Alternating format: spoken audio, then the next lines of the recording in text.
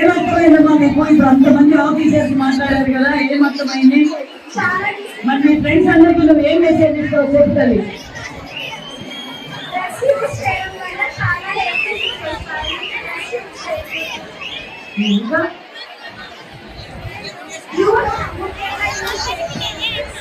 Very good. మరి అందరికీ చెప్పాలి మరి.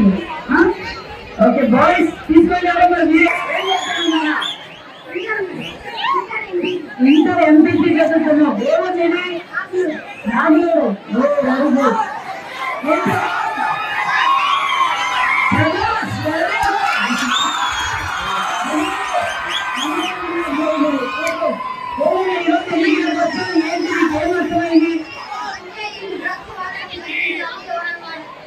అమ్మాయిలే గట్టిగా మాట్లాడారు, నన్ను గట్టిగా మాట్లాడు.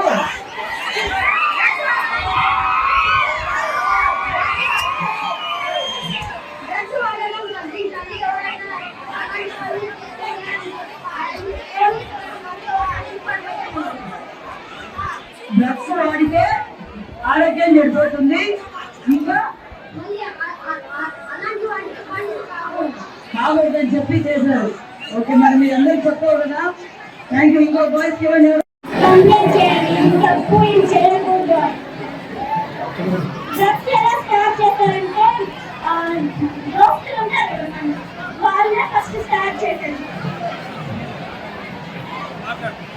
అందుకని అలా చేస్తుంటే పక్కన పెట్టేసేయండి, మన ఫ్రెండ్స్ వద్దు. Sriramulu degree college, government degree college ఈరోజు ఈ మీటింగ్ కండక్ట్ చేసింది మనకి డ్రగ్స్ గురించి అవేర్నెస్ కల్పించడం కోసం.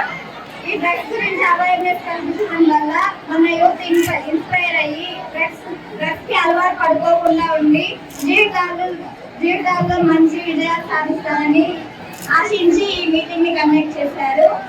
డ్రగ్స్ కి అలవాటు పడడం వల్ల చాలా ప్రాబ్లమ్స్ ఫేస్ చేయాల్సి వస్తుంది.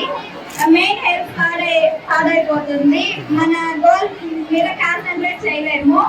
వాళ్ళ లైఫ్ వాళ్ళు స్పాయిల్ చేసుకుంటేనే కాక వాళ్ళ పేరెంట్స్ ని కూడా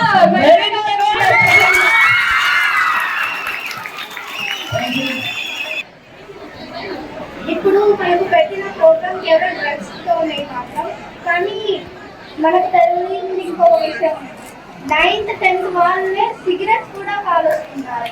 అది కూడా మనం కాన్సన్ట్రేట్ చేయాలి. ఓన్లీ డ్రగ్స్ మాత్రమే కాదు, సిగరెట్స్ మందు కూడా వాడుతున్నారు, దాన్ని కూడా అరికట్టాలని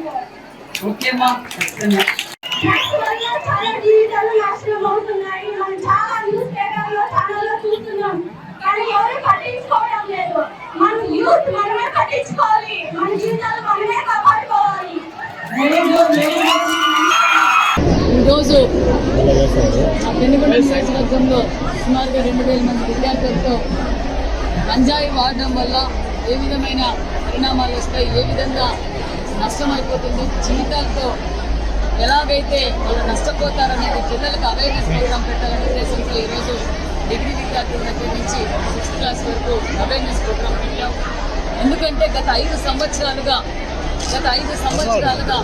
భారతదేశంలో ఎక్కడే లేని గంజాయి మన ఆంధ్రప్రదేశ్కి దిగుమతవుతుంది. కొన్ని చోట్లయితే గంజాయి తోటలు కూడా పెంచి ఈరోజు భావితరాల భవిష్యత్తు మీద ఆంధ్రప్రదేశ్ యువత మీద కూడా ఈరోజు దాని ప్రభావం చాలా పడుతుంది. ఎక్కడ చూసినా, ఏ ప్రాంతం చూసినా గంజాయికి అలవాటు పడుతున్నారు మా పిల్లలు అనేది తల్లిదండ్రుల్లో కూడా చాలా భయాందోళనతో కనిపిస్తున్నారు.